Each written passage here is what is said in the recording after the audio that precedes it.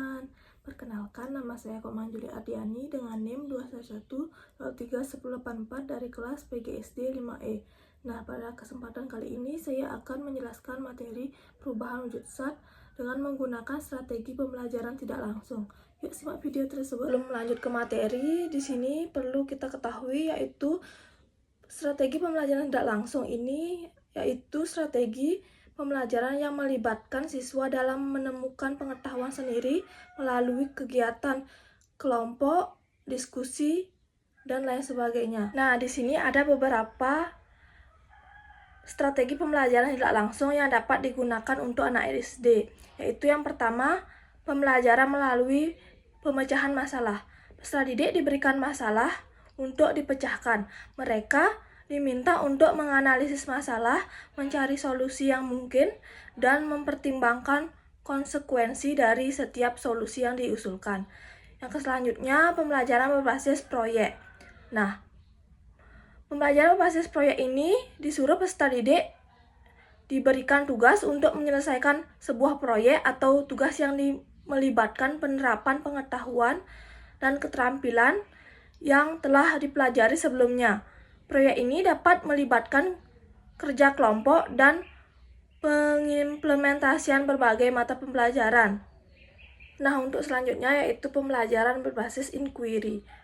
Nah, pembelajaran ini disuruh peserta didik diajak untuk mengatasi sebuah masalah yang tidak terstruktur dengan menggunakan metode penemuan. Mereka diberikan kesempatan untuk mengajukan pertanyaan, mencari informasi, menguji hipotesis, dan menarik kesimpulan itu sendiri. Nah, di sini dapat kita simpulkan yaitu strategi pembelajaran tidak langsung ini dapat membantu peserta didik untuk mengembangkan keterampilan berpikir kritis, kreativitas, kerjasama, serta penalaran yang lebih mendalam. Nah, untuk selanjutnya yaitu saya akan membahas sedikit tentang beberapa model pembelajaran yang cocok untuk menerapkan materi perubahan wujud zat. Yang pertama yaitu ada model pembelajaran eksperimen.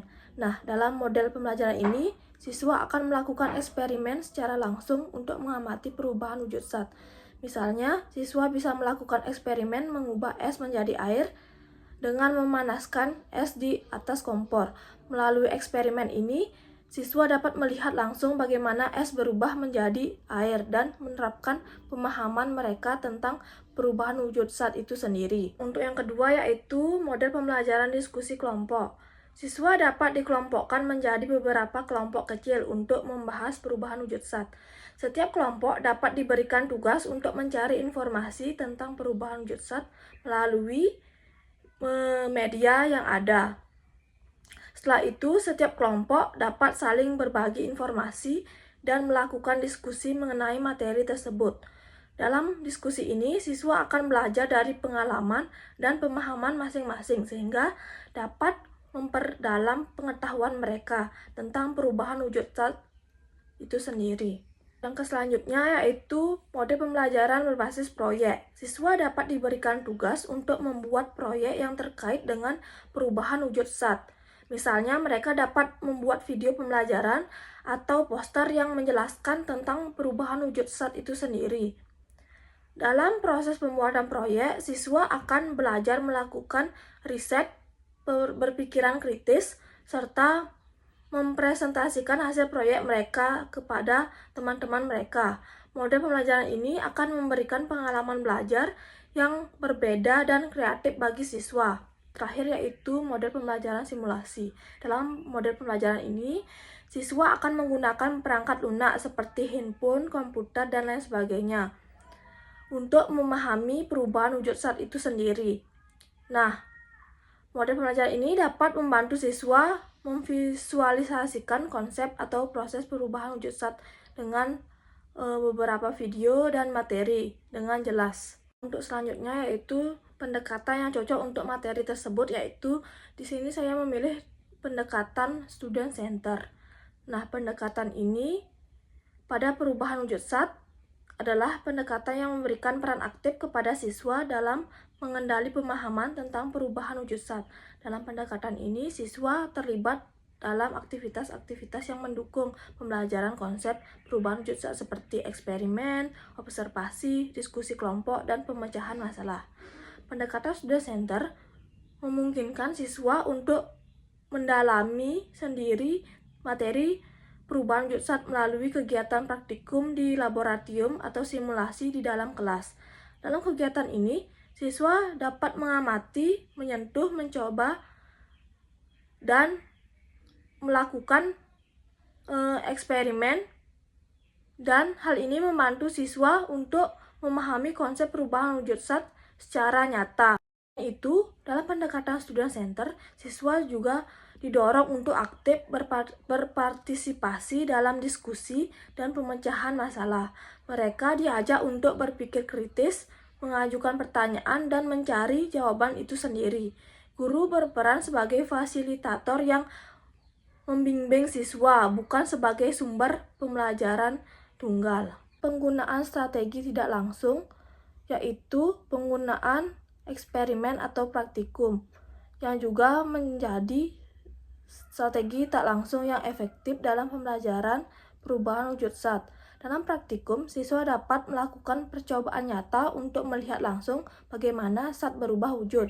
Misalnya, siswa dapat melakukan percobaan pembekuan air menggunakan freezer atau memanaskan air dalam panci untuk mengamati proses peleburan. Dalam hal ini, siswa dapat melihat sendiri bagaimana perubahan suhu mempengaruhi perubahan wujud zat. Dengan penggunaan strategi tak langsung seperti model atau praktikum, siswa dapat mengamati dan memahami lebih baik konsep-konsep perubahan wujud zat yang sulit dipahami hanya dengan pengamatan langsung. Hal ini dapat membantu meningkatkan pemahaman siswa dan membuat pembelajaran menjadi lebih menarik dan efektif.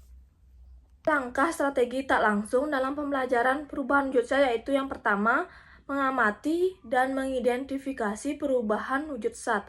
Guru dapat memberikan contoh perubahan wujud zat kepada siswa seperti mencampurkan air dan minyak, memanaskan es menjadi air, atau menguap air. Siswa harus mengamati perubahan ini dan mengidentifikasi perubahan wujud zat yang terjadi. Yang kedua, menganalisis faktor-faktor yang mempengaruhi perubahan wujud zat. Setelah mengamati perubahan wujud zat, siswa harus menganalisis faktor-faktor yang mempengaruhi perubahan itu sendiri. Misalnya, dalam mencampurkan air dan minyak, siswa perlu menyadari bahwa perbedaan kepadatan antara air dan minyak adalah faktor yang membuat mereka tidak dapat tercampur. Nah, yang ketiga yaitu mencoba berbagai eksperimen. Guru dapat memberikan siswa kesempatan untuk mencoba sendiri berbagai eksperimen yang berkaitan dengan perubahan wujud zat. Misalnya, siswa dapat mencoba mencampurkan garam ke dalam air dan menyadari bahwa garam akan larut dalam air, atau mencoba mencairkan es dengan menggunakan berbagai metode. Eksperimen ini akan memberikan pengalaman langsung kepada siswa dan memperkuat pemahaman mereka tentang perubahan wujud zat itu sendiri. Keempat yaitu membuat kesimpulan. Setelah melakukan eksperimen, siswa harus membuat kesimpulan tentang perubahan wujud zat yang mereka amati. Guru dapat mengevaluasi pemahaman siswa dengan mengajukan pertanyaan sebagai berikut. Apa yang terjadi pada zat ketika kita memanaskan? Atau mengapa es bisa mencair menjadi air? Yang kelima yaitu menerapkan pengetahuan dalam situasi nyata. Guru dapat memberikan situasi nyata di mana siswa harus menerapkan pengetahuan mereka tentang perubahan wujud zat. Misalnya, siswa dapat berdiskusi tentang mengapa es krim meleleh saat dibiarkan di luar freezer atau mengapa pakaian basah mengering ketika dijemur di bawah sinar matahari. Siswa harus dapat mengidentifikasi dan menjelaskan perubahan wujud zat yang terjadi dalam situasi itu. Di sini saya menggunakan dua metode yaitu metode pembelajaran kooperatif dan metode pembelajaran berbasis proyek. Di mana yang pertama yaitu metode pembelajaran kooperatif. Metode pembelajaran kooperatif melibatkan siswa bekerja secara tim dalam menyelesaikan tugas atau proyek bersama. Para siswa saling mendukung, berbagi pengetahuan, dan berkolaborasi untuk mencapai tujuan yang diterapkan. Metode ini mendorong kerjasama tim, keterampilan sosial, dan saling bergantungan antara siswa Kedua yaitu metode pembelajaran berbasis proyek, mengajak siswa, melibatkan siswa dan menyelesaikan proyek nyata yang relevan dengan materi pembelajaran.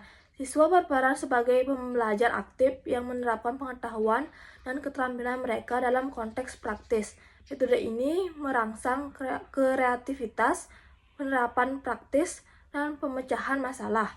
Nah, untuk selanjutnya yaitu adapun kelebihan dan kekurangan dalam strategi pembelajaran tak langsung dalam materi perubahan wujud zat. Nah, di sini saya akan menjelaskan tentang kelebihannya terlebih dahulu. Yang pertama yaitu siswa menjadi lebih aktif. Strategi pembelajaran tak langsung mendorong siswa untuk aktif dalam mencari informasi dan melakukan percobaan. Hal ini membantu siswa untuk aktif belajar dan memahami konsep perubahan wujud zat dengan lebih baik. Yang kedua, memperluas pemahaman. Dalam strategi pembelajaran tak langsung, siswa diberikan kesempatan untuk melihat contoh-contoh perubahan wujud zat dalam kehidupan sehari-hari. Nah, hal ini membantu siswa untuk melihat hubungan konsep dengan dunia nyata dan memahaminya dengan lebih baik. Yang ketiga, pengembangan keterampilan pemecahan masalah. Strategi pembelajaran tak langsung memungkinkan siswa untuk berpikir kritis dan mengembangkan keterampilan pemecahan masalah. Nah, siswa diajak untuk mencari solusi yang tepat dalam memahami perubahan wujud zat. Nah, adapun kekurangan dari strategi pembelajaran tak langsung ini, yaitu yang pertama memerlukan waktu yang lebih lama.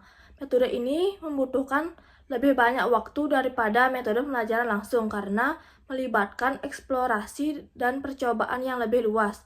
Hal ini dapat menyebabkan kurangnya waktu untuk meliputi semua materi yang penting. Yang kedua, memerlukan fasilitas yang memadai. Penting untuk memiliki fasilitas dan peralatan yang memadai untuk melakukan strategi pembelajaran tak langsung seperti eksperimen. Kurangnya fasilitas dapat menghambat mengimplementasikan strategi pembelajaran ini. Yang ketiga, memerlukan pemahaman awal. Strategi ini mungkin sulit bagi siswa yang belum memiliki pemahaman awal yang kuat tentang konsep perubahan wujud zat. Memerlukan pemahaman yang sangat kuat mengenai materi yang harus dipahami sebelum memulai pendekatan tak langsung. Baik, itu saja pemaparan materi dari saya. Jika ada salah kata atau pengucapan, saya mohon maaf. Akhir kata, saya ucapkan terima kasih dan Om Santi Santi Santi Om. Bye.